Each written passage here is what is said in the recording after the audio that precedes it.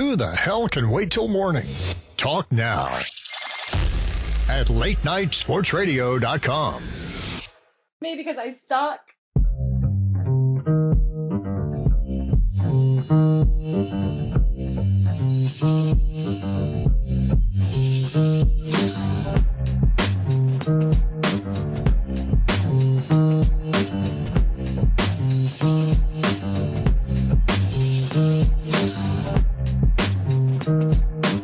Welcome back to the friendly confines for yet another edition of the Claire-Vs-Carlson Show. There are many things you can put in your ears. This is one of them. We are part of the Late Night Sports Radio Network, latenightsportsradio.com. This is your Friday night happy hour, people, and actually is an hour now because we've been forced to scale back because Claire apparently needs to keep her lights on. So she's actually got like a JOB and stuff. But nonetheless, this will be a highly concentrated, high ABI hour of a lot of football talk, a lot of nonsense as well. Oh, I should probably introduce you. She's Claire. She's Claire Mullins at the Claire Bear 23 NFL Female Podcast Boss. I'm Andy Carlson at Andy Carlson Show. I have too many podcasts that I don't even have time to list them all off here. We can be found on Twitter at Claire-Vs-Carlson, YouTube, iTunes, Facebook, and all that other good stuff. Hi, Claire. Hello. How are you, Carlson? I'm charged up because I like this hour format because I feel like when it was 2 hours, there was a lot of nonsense, but now we get to concentrate all of that nonsense. So it would be like when you made Kool-Aid, except you added more sugar and then put in less water as well. You know what I mean? Oh, so it's better. Okay. Yeah. We're just going to have to, I guess, tame our nonsense a little bit because then we'll never talk about football if we go off on our crazy tangents. And there is a ton of stuff to talk about. We, of course, have minor league football headed into championship game weekend. And so the Final Four is going to be set. And everyone's going to be excited. And a lot of people are going to be pissed off. Heisman is also up for grabs. NFL storylines. The playoffs are coming into picture. A lot of shuffling in college football head coaches. And, we also have a game. And game. I have this birth defect where I'm very good at, if you tell me a player or a coach, I can tell you what college that they went to. And so we are going to play the Alma Mater game in segment 3 coming up. We also have our week 14 picks, the reboot, even though Claire still got the best of me this week. We have a separate bet, but we'll get to all that later. Claire, how the hell was your week? It's been good. It's been crazy, but honestly, real life really is impacting things. Because last night, come around kickoff time for the game, it hit me. I couldn't even remember knowing who was playing last night. And so, yeah, it's like my footballness is getting overshadowed by real life. And that is not cool. You didn't even remember because your Bay Jay Cutler was playing? I know, right? And Jay Cutler actually scored me 25 points in fantasy last night, even though they lost. It's all in garbage time, but it still counts, I guess. It counts in fantasy, so that's all that matters. And so he's still Bay, and he knows he's Bay. He'll figure it out one day. All right. And speaking of Bays, I love this time of year in college football. Even though we've talked about this before, I've never really had a team to root for because the Gophers were really terrible when I was growing up. They're starting to get really good under Jerry Kill. I'm glad he's not going to Nebraska. But let's talk about this brand new playoff, the Final Four. Championship games are rolling around. Alabama's playing Mizzou, SEC title game. Oregon, Arizona in the Pac-12 for some reason. Florida State, against Georgia Tech in the ACC championship. I always forget that Florida State's in the ACC. I know, the ACC. Yeah, it's always so random. It's like back when Miami, those really good early 2000s Miami teams were just jacking fools in the Big East. Yeah. It was the Big East. Please, yeah. As if. Ohio State taking on Bucky in the Big Ten championship game, and the Big 12, even though they're the Big 12, they only have 10 teams, so no championship game. But Baylor plays Kansas State, and I have no idea who TCU plays, but whatevs. Claire, what's going to happen this weekend? My goodness. I mean, Baylor is lobbying really hard to get in there. How do you hire a PR firm? I kind of see their point, although it does come across as a little bit whiny, that TCU's in, but Baylor beat TCU. And yes, their schedules are different, but if TCU's schedule is stronger, but Baylor beat them and TCU's 10-1, well, then maybe Baylor is better than TCU because of the head-to-head matchup. I don't know. That's kind of a stretch. Why? Because TCU's strength of schedule has gotten a lot better because they thumped Minnesota 30-7 in week 2 of the season. Minnesota has rallied to become a top 20 team. I think they peaked out at top 18, at number 18. And TCU, Horned Frog, baby. But so no matter how strong their schedule is, the fact of the matter is Baylor beat them. Mm-hmm. And you can compare all day and all night their schedules. Well, this is also kind of like the Florida State thing. I mean, they started off number 1 with a bullet, defending champs, haven't lost a game, but they still keep dropping down these rankings to teams with 1 loss because of the way that they're winning. And with the Baylor TCU game, a 61-58 shootout is basically a coin flip, in my mind. All right, basically. I'm just saying that Florida State didn't play any of the teams that are ahead of them. Mm-hmm. So you don't have any head-to-head comparisons there. You do just have the strength of schedule in their case. You know that TCU plays versus Iowa State, who's 2-9 on the season, by the way. You know something weird's going to happen. Like Iowa State is going to march into Dallas or wherever TCU plays and pull off a huge upset and just completely throw a wrench in these whole things. Well, actually, it wouldn't be a wrench. It would make things a lot clearer because Baylor would be in, right? I think so. Mm-hmm. I mean, how could they not be? I mean, unless Ohio State, something happens there. Well, yeah, let's talk about Ohio State. So they're all-world freshman replacement of Braxton Miller, JT Barrett. When I keep calling him TJ, yep, goes down for the season, injury. They're going to be relying on something called Cardale Jones coming in, and this is kind of a weird situation because if they do beat Wisconsin in the Big Ten title game, I think Wisconsin's favored by 3. You know, what's the committee going to do if, say, Cardale Jones does not play well, which isn't inconceivable since it's going to be his first college start? Right. It's so hard to say because, I mean, they have all these algorithms that they look at. And let me just say, Mr. Barrett went to high school where my father went to high school. My daddy played right guard at Ryder High School in Wichita Falls. And then I found this out on Saturday, and I became this huge fan of JT Barrett. And I figured my fandom made him crush his soul on the field. So that may be sad. But,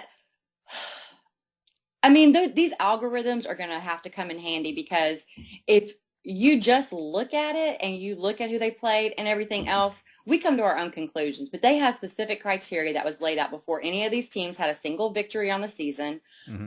And hopefully that is able to keep it as impartial as something like this could possibly be. I hope.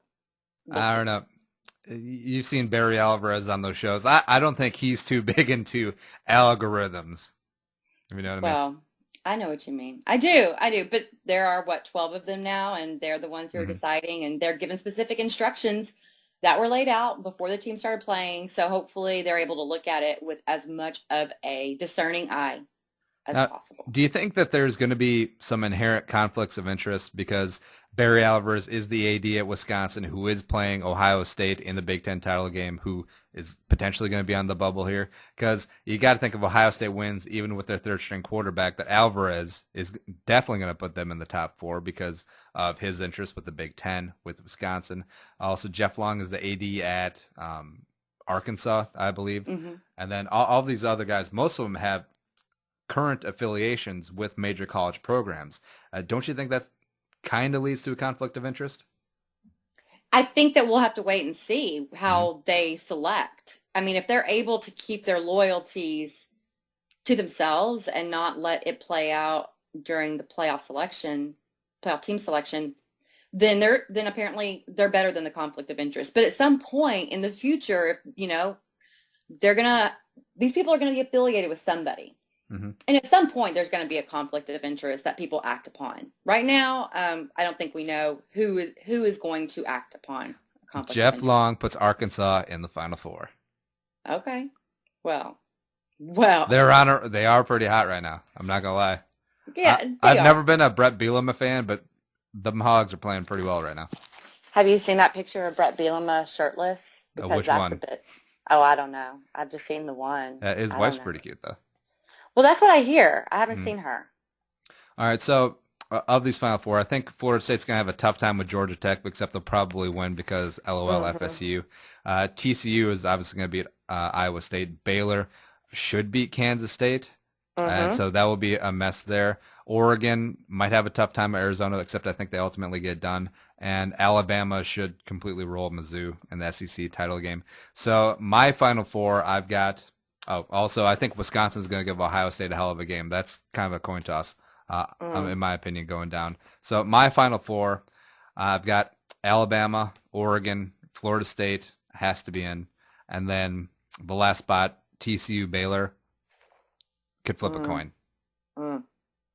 It's hard. I Mhm. can't disagree with you. I mean, yeah, Bama, Oregon, Florida State, and I mean that last spot. Depending on what happens this weekend, I could see TCU, Ohio State, or Baylor entering that last spot. All right, so So if you're a gambling woman, who's your top four, 1 through 4? Bama, Oregon, Florida State. I go for the long shot, Ohio State. And I think Oregon is going to smoke Florida State. Could be. Oregon, Alabama, I'd watch it. Oh yeah, for I'll sure. watch that, I guess. I suppose. Yeah. I know. Depends what's on because the championship game is always on a Monday, so it's like Big Bang Oh, or come on, man. You are not going to watch a show that's oh, in come on. syndication now No. over football. It's new episodes on Mondays. DVR, ho. True. But let me say this. Mhm. If it was Baylor in the 3 spot versus Oregon, that would be killer. I mean, we talked about this before. That's All gonna look offense, like a all basketball day. game. That's gonna be like Baylor UCF in the Fiesta Bowl last year, where it was like, what was it, 61 to Yeah, 59 or something like that? Yeah. something crazy. Oh, Yeah, the one that that would be made fun. Blake Bortles. Yeah, about Oh, that. Blake Bortles. Oh, I have an Abby bet for this weekend, and if I lose, I have to have Blake Bortles with his #1 Jags jersey as my avatar.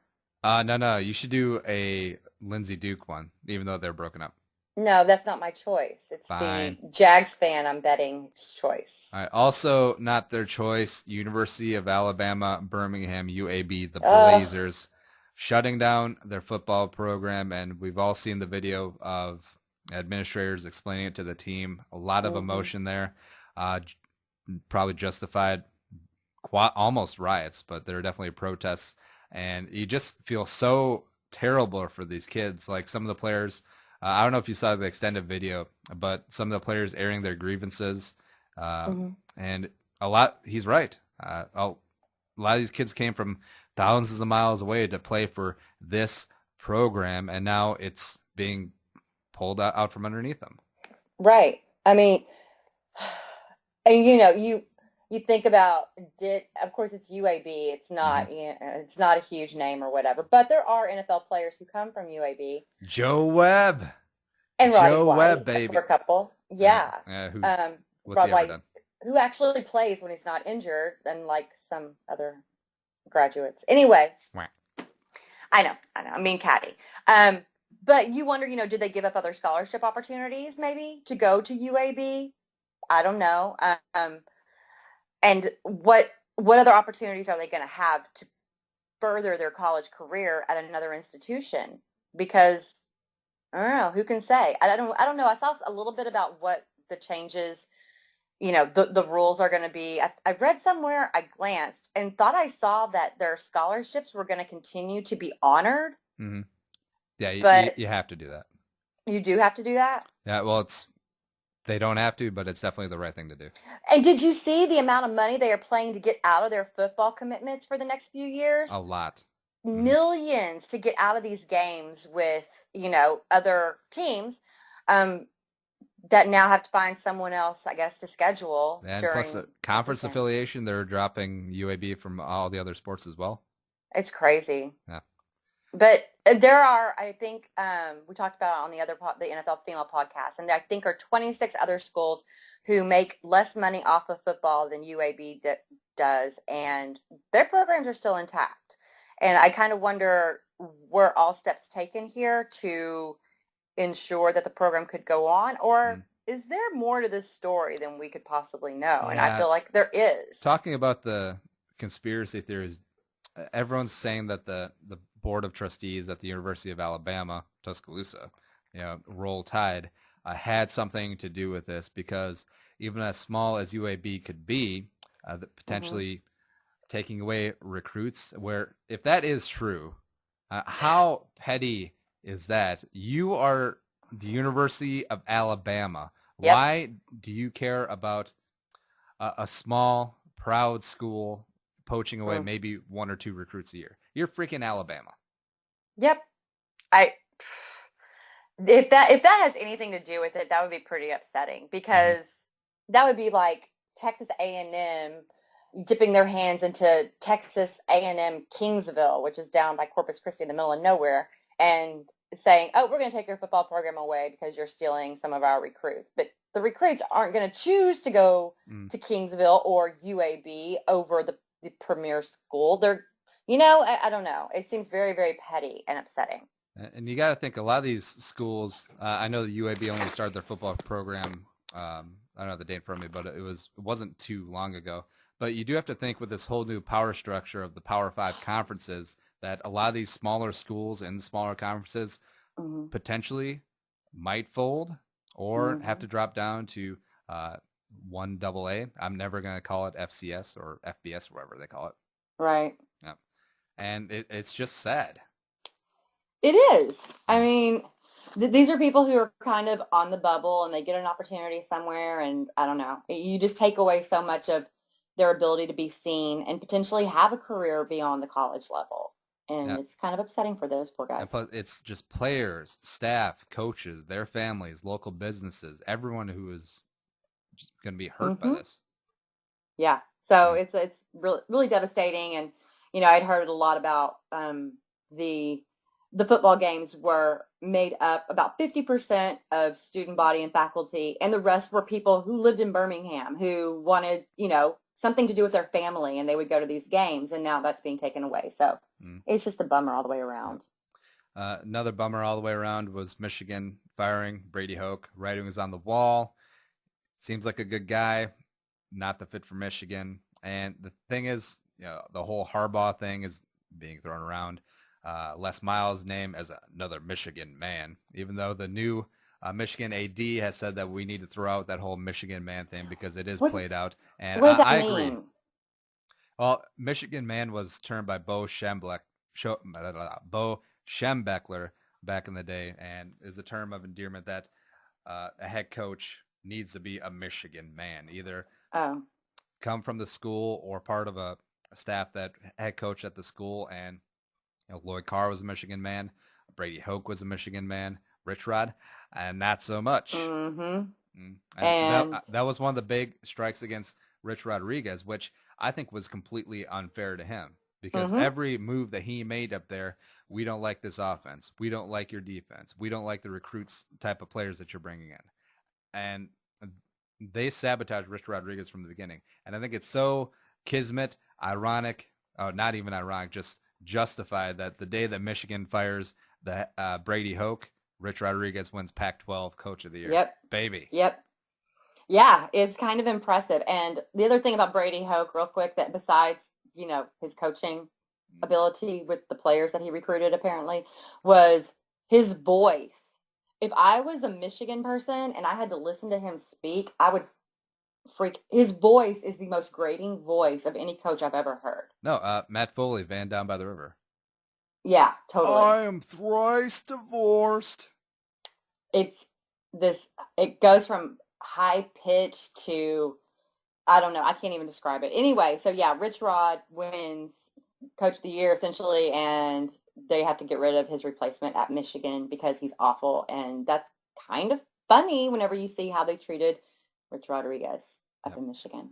Also, sticking the Big Ten coaching changes, Bo Pelini, kind of a surprise firing at Nebraska. Enter Mike Riley from Oregon State, who all around nice guy.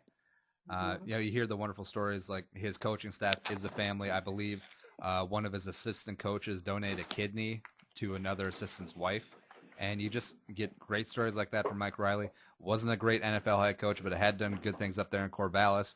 But he's 61, not really an inspired hire. And you think if you're moving on from 9-win per year Bo Pelini and you hire another coach so quickly that you would want to make a big splash, because Nebraska seems to think that they're still Nebraska.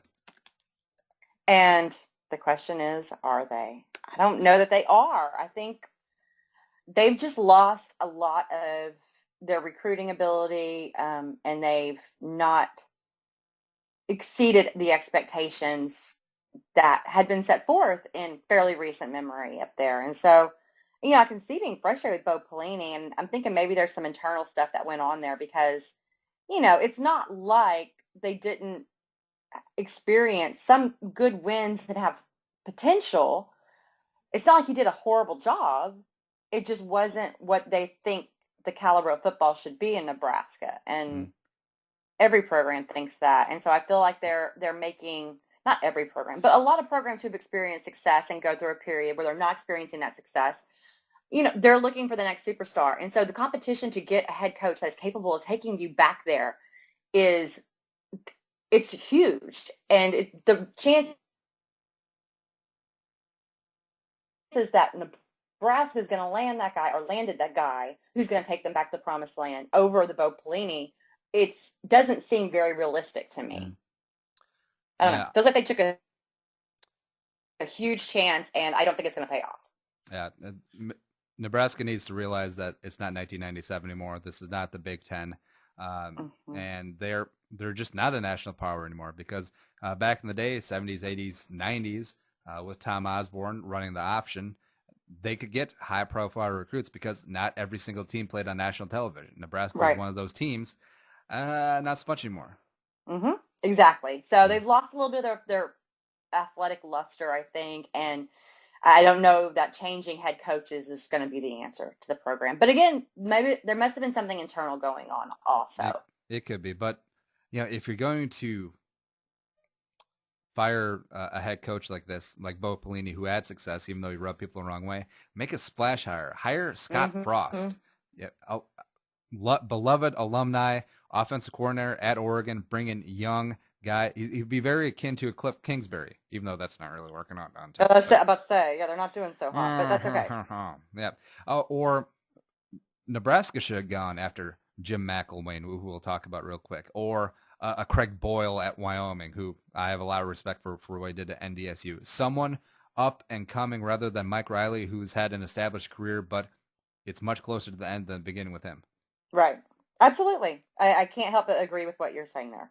Or they should have gone after Jerry Kill. In all honesty, a lot of Gopher fans up here were very afraid that Jerry Kill, who has been a coaching nomad in his career, as most coaches are. He's been at 4 different stops, I believe. He's coached at every different direction of Illinois, north, south, east, west. And they were afraid that Nebraska would try and poach him, especially since Gophers went down there and kicked some ass this year. And I don't know. Jerry Kill would have been a much better hire than Mike Riley, in my opinion. Yeah. I mean, and if you're trying to return to some level of the glory that you experienced before, hiring somebody who probably at most will be there 10 years, I don't feel like that really instills that sort of dynasty feel that I think Nebraska is trying to re-attain. It just doesn't. So whatever, Nebraska. And then real quick before we go to break, Colorado State's Jim McElwain, like we said, is the new head coach at Florida. This after 3 seasons at Colorado State, formerly offensive coordinator for Nick Saban at Alabama. He posted a 22-16 record at CSU, including going to a bowl game, winning the New Mexico Bowl last year. 10-2 record this year, headed to another very decent bowl. I think it was really awesome that Colorado State did not budge on his $7.5 million buyout and really held Florida's feet to the fire, because these coaches treat their contracts like toilet paper. And I really respect when a school puts their foot down and be like, no, this is the contract. This is what it says on the paper. Honor it, or honor the terms of the buyout. Right. Absolutely. And the fact of the matter is Florida, has come out and said that McElwain was someone they had targeted from the beginning, and they just fell in love with what they think he's going to do for their program. And so Florida basically agreed to pay $3 million over 6 years to Florida State and agree to a future game in Gainesville with Florida State.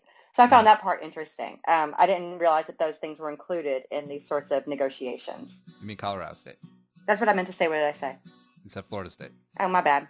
That was just a misstatement. I was like, FSU and Florida going to play twice? Yeah, no, stop. You know what I mean. I that. But thanks for fixing it for me. Speaking of fixing up, we're going to take a break so Claire can fix up her makeup a little bit and hit the head if she needs to. Claire-Vs-Carlson Show, BRB.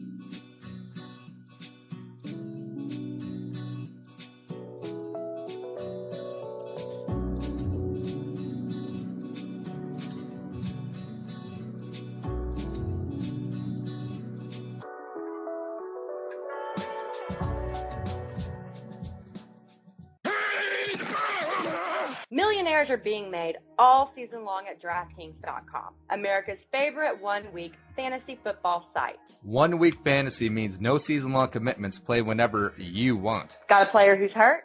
No problem. Injuries won't derail your shot at victory because it's like a new season every week, so you're never stuck with the same players. Pick your team in minutes, and you could be on your way to winning huge cash. This season, one listener turned $10 into $5,000. Another turned $2 into $10,000.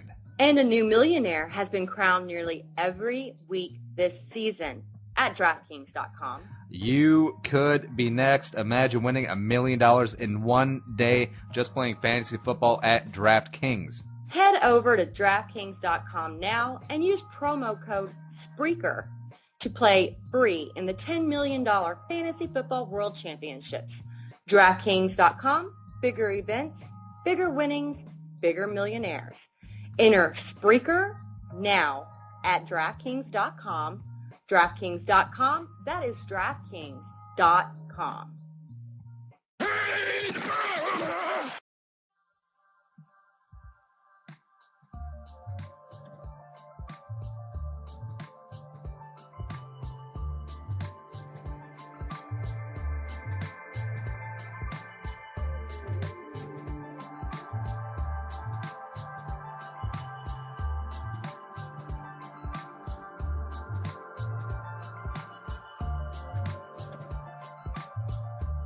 And we're back for the second segment of the Claire-Vs-Carlson Show. Your Friday night happy hour, singular, as Claire completely destroys the background noise because she's looking for her fingernail clippers and can't find them. Hey, I'm chill, yo. I'm just mellow right now. Also, Mello, is your fantasy football team. I'll give you 20 seconds. How about you brag? Let's say 3 of my 5 teams are in the playoffs. You suck it, Carlson. And Jay Cutler got you some points last night. 25. And I had DeMarco Murray on that team too. Yeah. So, I got 52 points off of 2 players last night. That's pretty good. 20 seconds up.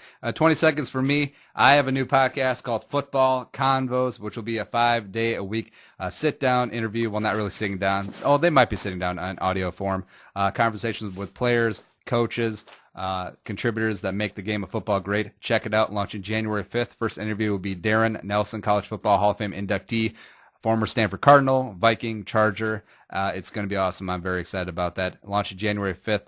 Footballconvos.com. Do it. And also on Twitter at footballconvos. One word. There you go. That was not about fantasy football. Whatevs.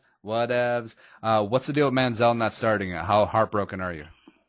I'm not heartbroken because I don't lose college allegiance, but it's like, okay, they're in the NFL and this is what happens. But I do feel like the Browns coaching staff did something real questionable by taking Hoyer out and starting Manziel. Hoyer was terrible, though.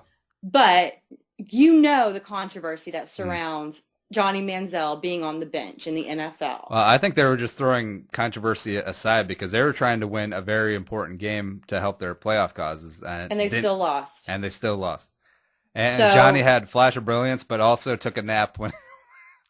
Yeah. Did you see that? That was phenomenal. All right, so Manziel late in the game fumbles the ball through the end zone. He tries to jump on it, but cannot. And then he just takes a nap. Just lays Yeah. down, corpse pose. It was awesome. It was pretty cool. So I just feel like the Browns could have, I don't know. I mean, why do you even give the fans something to yell about by putting Manziel in and then saying, oh, he's not our starter for real?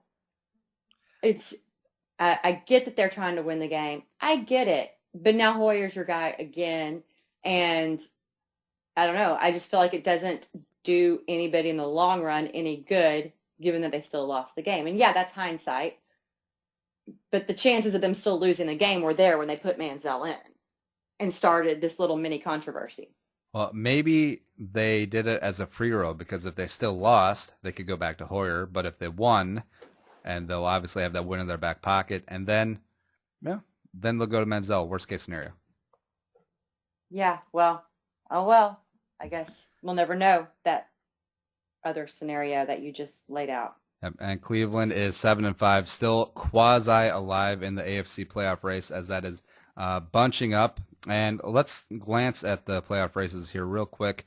The division leaders right now in the AFC are the Patriots at 9-3, 9-3 Broncos, Bengals in the North at 8-3-1, stout, and the Colts can cinch up the AFC South this weekend versus they're playing somebody.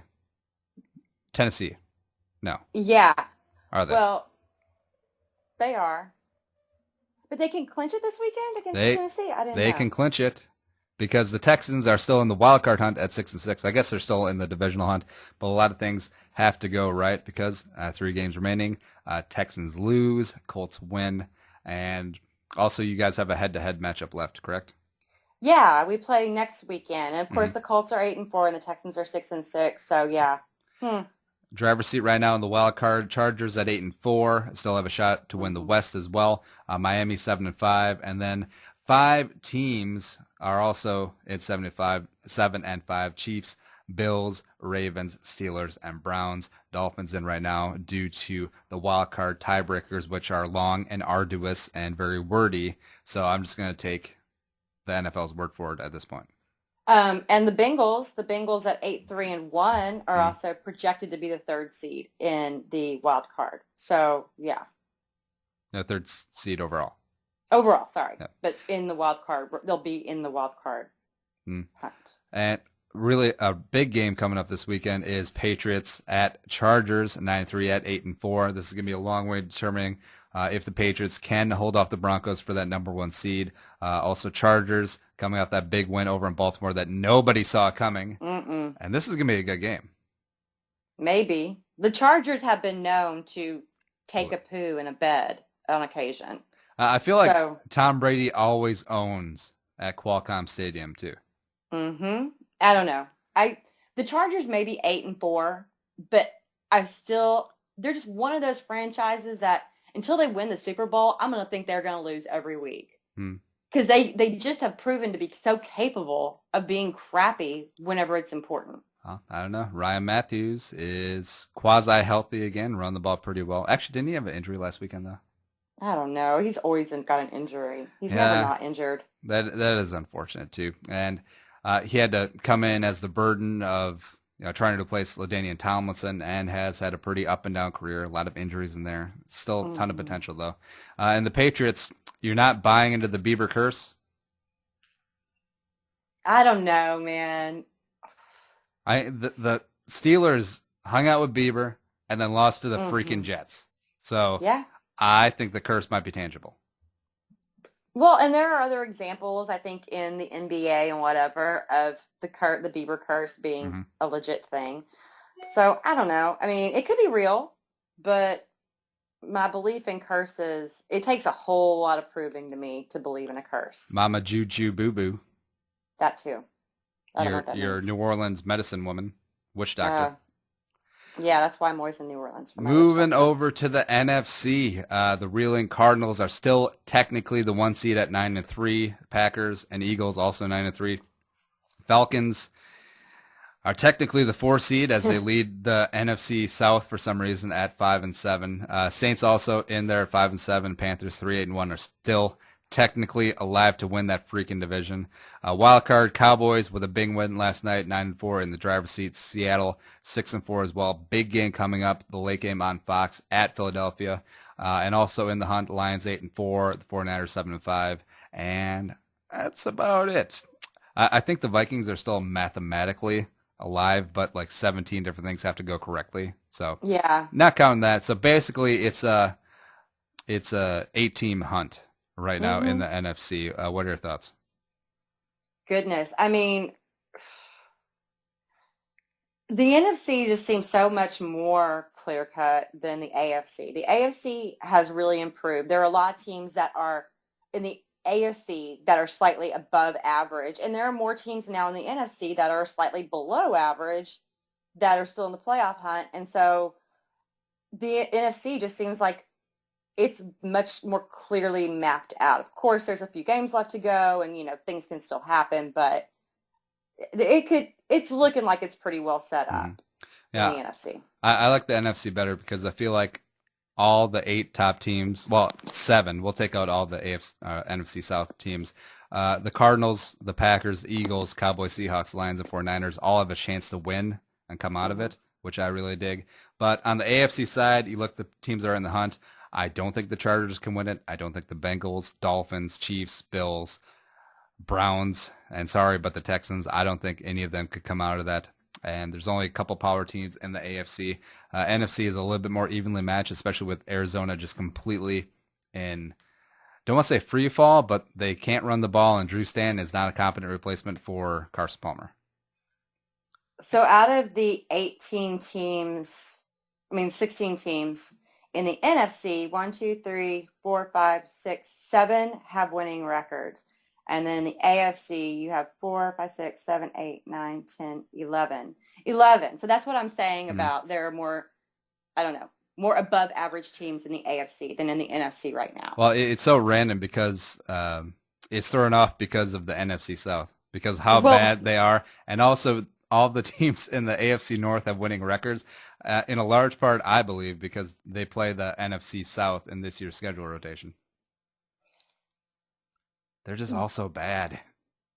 Well, I mean, but the teams still exist in the conferences they exist in, and and every year people always want to say, "Oh, the NFC is better than the AFC." I think we both have our biases here, and I don't think that we're going to settle them on this 1 hour edition of the Claire-Vs-Carlson Show. Well, I think it's all cyclical because you remember when the NFC West was the worst conference ever. Right? Was it 2010 when wasn't they won with 7 terribly long ago? Yeah, wasn't terribly long ago at all. Yeah, and. But just looking at the playoff matchups right now, it'd be Cowboys at Falcons, Seahawks at Eagles, Chargers at Colts, and Dolphins at Bengals. I'd watch all of those, except for maybe Dolphins at Bengals, because why? Andy Dalton. Oh. Because we know that the Dolphins are going to roll even at home. Well, maybe the Dolphins will accidentally torture Andy Dalton on the field, and that would be exciting to watch because he has no soul.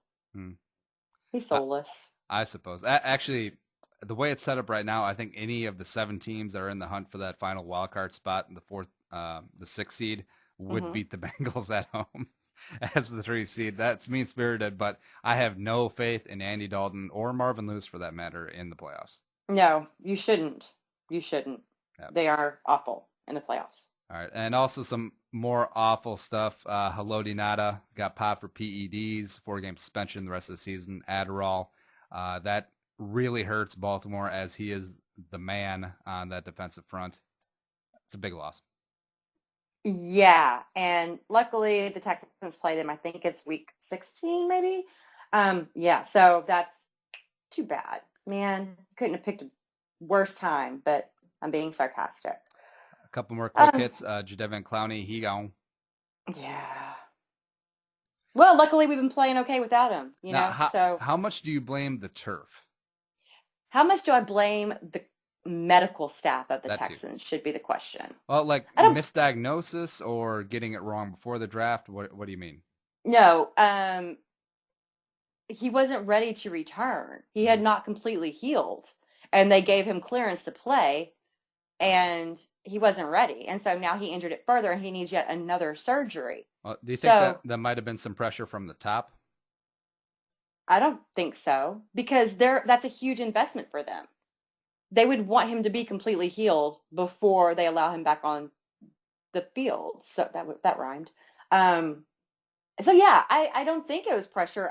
Because they're a very conservative organization. They're not the type to do crazy things. And the other crazy thing they did was signing Ed Reed, and Ed Reed was cleared by the same Texans medical staff and had all these hip problems all of a sudden right after he was signed. So I don't necessarily trust the Texans medical staff right now, even though they live in the city with the most advanced medical center in the country. They're not very good at diagnosing. Things I always remember about Ed Reed is, I believe Miami was playing West Virginia, and he returned like a fumble, like 106 yards. And also the second piece I'll always remember about Ed Reed is him singing Eddie Money during the Ravens victory parade. 2 tickets to paradise. That was pretty good, though. That was endearing. And then he got here, and whenever the Texans played the Ravens and got their butts kicked in Baltimore, and Ed Reed was hanging out on the sidelines with his buddies laughing while he's in a Texans uniform, that was not cool. It was just a bad thing all the way around. I mean, he shouldn't have been playing that year. The game had passed him by, and he was just cashing a paycheck. Yeah. So anyway, we got off on a tangent about Ed Reed, but it is what it is. And then he played for the Jets. For some reason. And he actually did stuff there. Speaking of doing stuff, Aaron Foster did a British accent during his media availability. What's your thoughts on that? Was it not the cutest thing you've ever seen in your whole entire life? I think it's an ass hat move. Why is it an ass hat move? He's adorable. You like talking in British accents. What's wrong with you? Are you hypocritical? I only did that because I knew it would get a rise out of you. Oh. It was not, and the things he said were really sweet compared to how he acted this summer. And so, just being grateful to fans and such and so. Stay sucker free. That'd have been cool if he'd have said that, though. Namaste. No, man. That's like Australian almost. On the last part of this segment, Brennan Clay, former Oklahoma Sooner and NFL journeyman, alleges that DeMarco Murray slept with his wife, and including he's filing for divorce, and also released screenshots of text messages that, if true, big and potentially damning. Yeah. This is a whole mess. And the best part is that his wife allegedly had DeMarco Murray's number saved under spray tan, which if you saw pictures of the wife, it's a viable story. She should have had him listed as eyebrow waxer, because her eyebrows are the most awful thing. Oh my God. Your words, not mine. I feel for Brennan Clay, DeMarco Murray. If you did this is a bad, bad thing. Sanctity of marriage, right here on the Claire-Vs-Carlson Show. Preach, brother, preach. Will be RB. Sanctity of marriage, huh?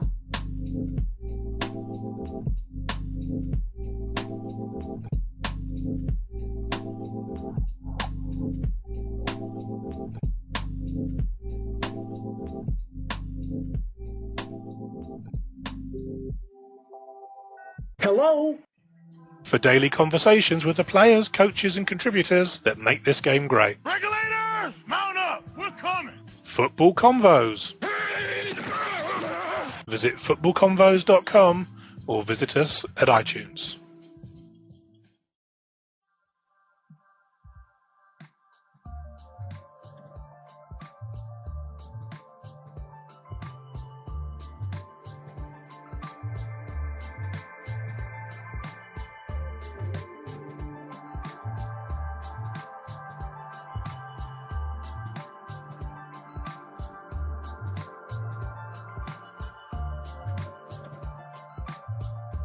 And we're back for the last segment of the Claire-Vs-Carlson Show, your Friday night happy hour. We have two little pieces of fun. First off, we have the Alma Mater game, and in this game, Claire will read off a name of an NFL player or coach, I don't even know. And I will tell her which school that they went to. And hand to God, Google is not open. It is just my beautiful mind and the stupid things that it collects, because I remember the Denny Green, played college football at Iowa, but I do not remember my wife's birthday. And just fresh off the sanctity of marriage thing, says a lot about my brain. So, Claire, take her away. Okay. These are just totally random. I'm going to start with one you will probably know, but let's go with it. Warren Moon, quarterback. Warren Moon played at the University of Washington. Yes, sir. Okay. Next, we have, I'm going kicker here. One of the most prolific kickers of all time, Morton Anderson. Old school. I know. This one takes you way back, doesn't it? See, kickers I'm not really great on. Well, that's too bad, 'cause that wasn't disqualified from the contest. So Let's see. Morton Anderson, let's see, what age would he have been, roughly? Like in the 70s? No, he played up into the 90s. I think it's Big Ten. Because it's either, it's like Indiana, Michigan, Michigan State, and one of those schools in there. You're very close. You're very, very close. I'm going to guess go Sparty. Dude! Michigan State. Hey. Hey. Baby. There you go. You win. At least that question. Next. This one should be pretty easy. One linebacker, Ray Lewis. Ray Lewis went to the U. Yes, sir. He sure did. How about another NFL bad boy legend, Richie Incognito? Richie Incognito went to Nebraska, and he was kind of an asshat there, too. Yes, where dirty players love to play. Yeah, you have to be a real asshat to be considered an asshat at Nebraska. Right. Well, I almost picked Ndamukong Suh as well, and of course he went to Nebraska, and he was an asshat as well. Oh, did he? I did not know that one. Yeah. Oh, shut up. All right, I'm proceed. going to kick your face. Okay, next. One, Cortland Finnegan, cornerback. He went to some really random small school. Totally random. Yeah. It sounds like a non-random school, but it's a random school. I want to say it's a historically black college, like a Southern or Tuskegee. I don't really know that. Maybe Alcorn State? No. I'm going to say Tuskegee. Well, he went to Samford. Son of a... Samford. Yep, sorry, bro. So that's one that you got incorrect. So that's pretty good. I wonder if that is a HBC college. I'm actually trying to look it up, but for some reason my computer is being a jerk and not going to the page. Samford.edu. It's not coming up. I don't know. My computer has a little wheel of death on it, so we'll see what happens. That's what you get for having a Mac. I love Macs. It's just better. I did Windows, I did Android for many years, and then I tried a refurbished iPhone 4, and my life changed for the better. You are like the only hippie liberal in Texas. Like, you should be a character of a caricature on King of the Hill. That would be fun. Okay, I could be good at that. Like, you move in, and Hank Hill's like, what's a blogger? If you're a blogger. Damn it, Bobby. Cool. That was really good. Okay, next. One of my favorite all-time wide receivers, Chad Johnson. Where did he go to college, Andy? He went to Corvallis, Oregon State. Yes, sir. He sure did. Okay, let's take it back a little way Also, further. interesting, he and Steve Smith played at the same junior college. Did they now? I believe so. I might be wrong. Who knows? Oh, okay. Well, how would you stop that? I don't know. I really don't know.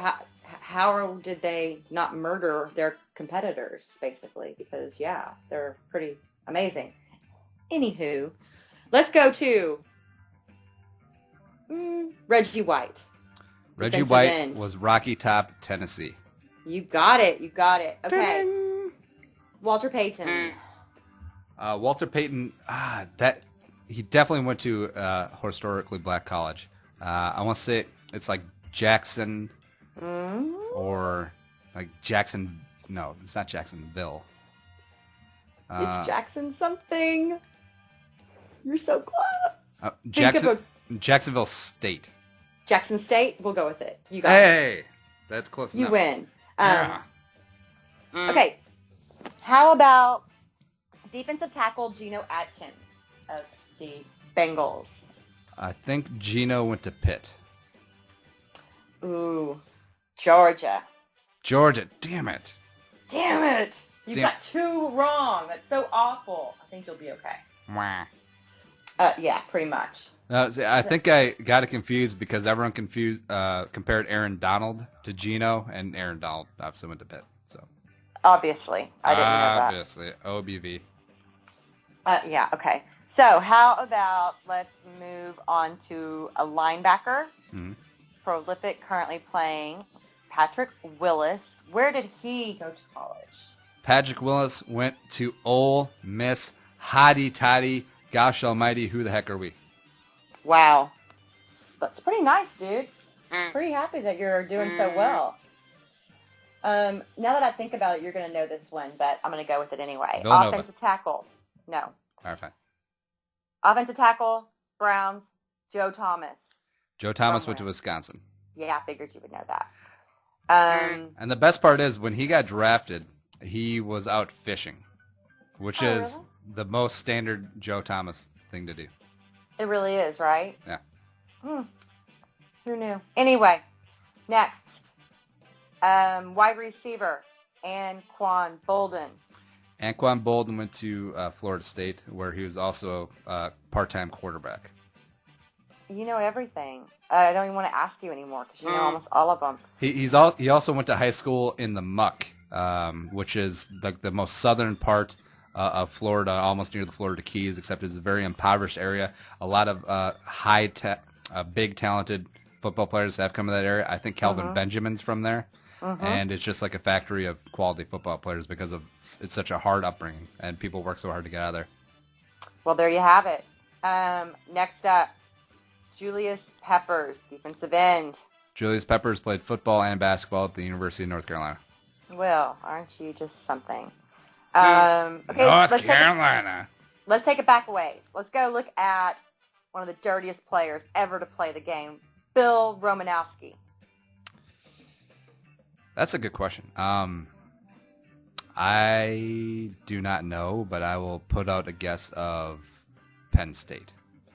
As soon as I say it, you're going to know. You're going to be like, oh, I saw that somewhere. Boston College. Oh, no, I did not know that. You didn't? No. Oh, well, let's move on to defensive end, Chris Clemens. Where did he go to school? Chris Clemens. The Seattle one. I want to say it was SEC something. It sure was. You're not very up to date on your Georgia Bulldogs. Oh, you didn't even let me guess. Nope, I sure didn't. Oh, all right. Because you didn't know. Oh. You'll know this one.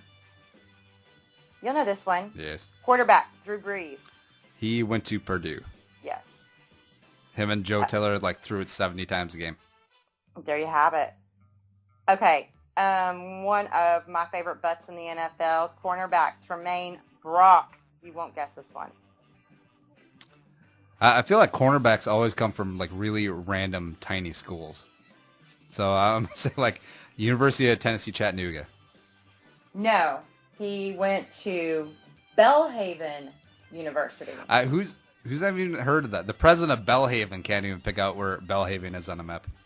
Yeah, I'm not exactly sure, but I think that I've been there on accident. I don't know for sure, but maybe.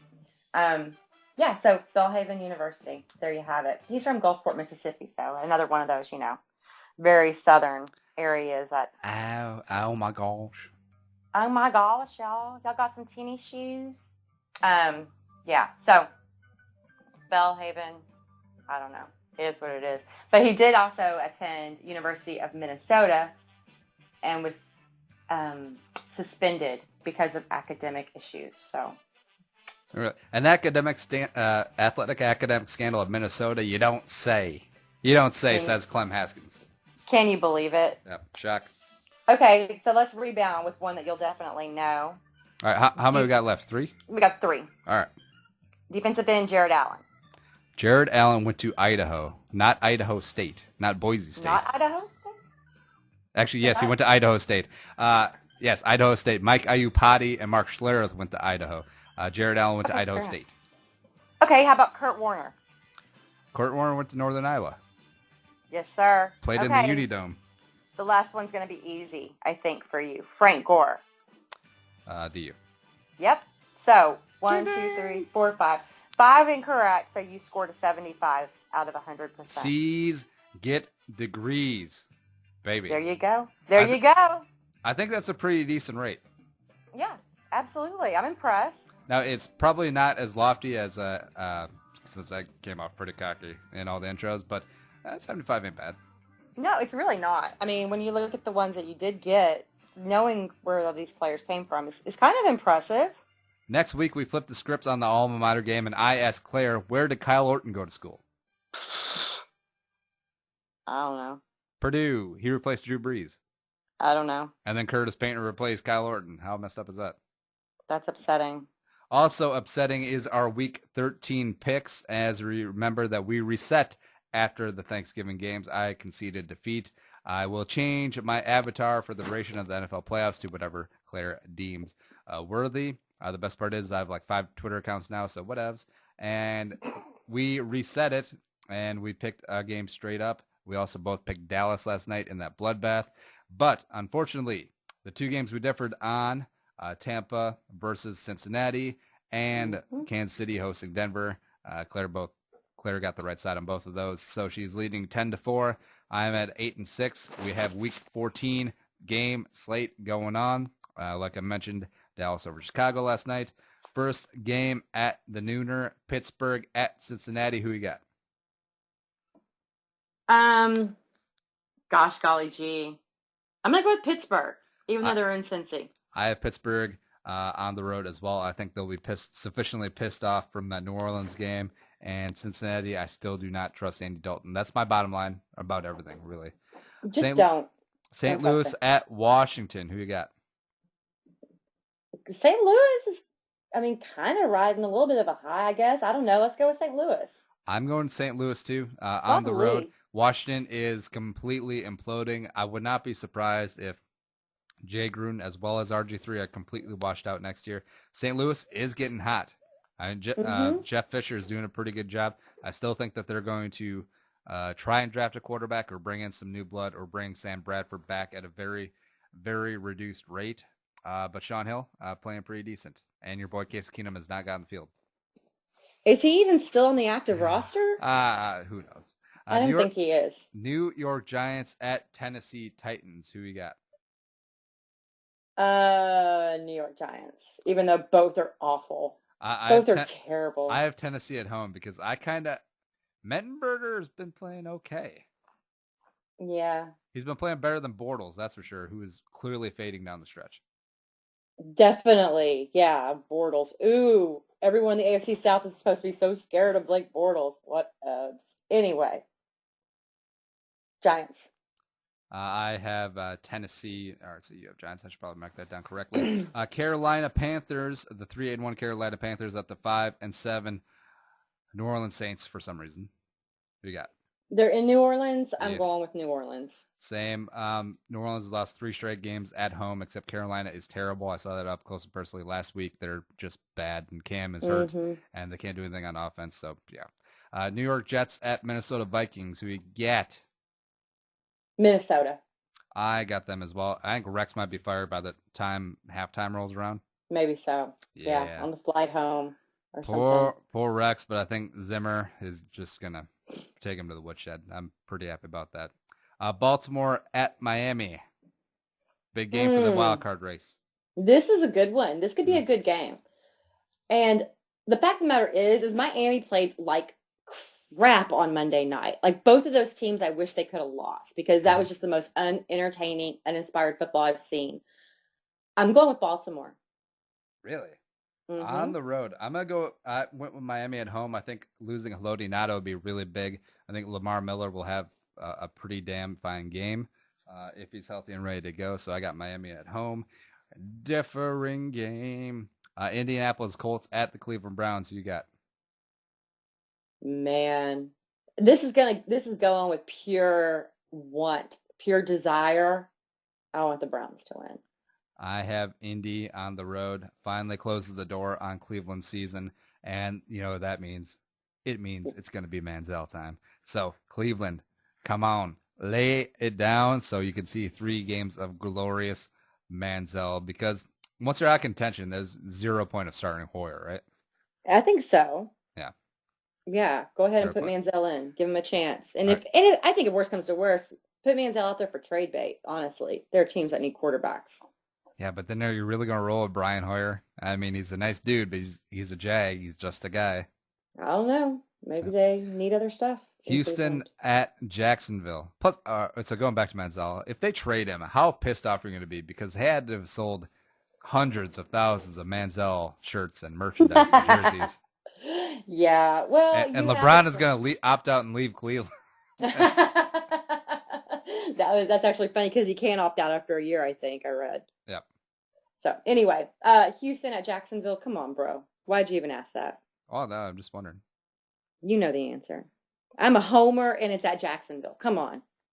I have Jacksonville on the road. All right. Shut the front door. I do. I'm sorry. I got to do it. I just think. You are so lame sometimes. Well, as much shade as we gave Blake Bortles, they did come back from a 21-point hole last week to come back a win versus a terrible Giants team. But I think they get some good Mama Juju Boo-Boo going. And I can't even convince myself of this. The Texans are going to miss Clowney. Yeah, because he's played so much this season. All right, last of the noon games. I skipped over this one. Tampa at Detroit. Yeah, we got Detroit, right? Yes, I have Detroit. Buffalo at Denver, first of the late games. Who you got? Denver?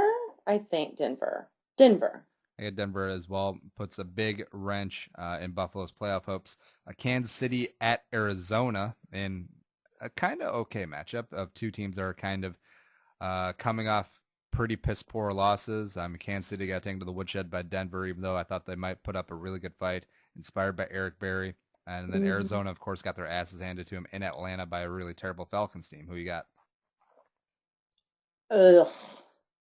Arizona, I guess. I have Arizona at home as well. It's just Yeah, it is one of those games.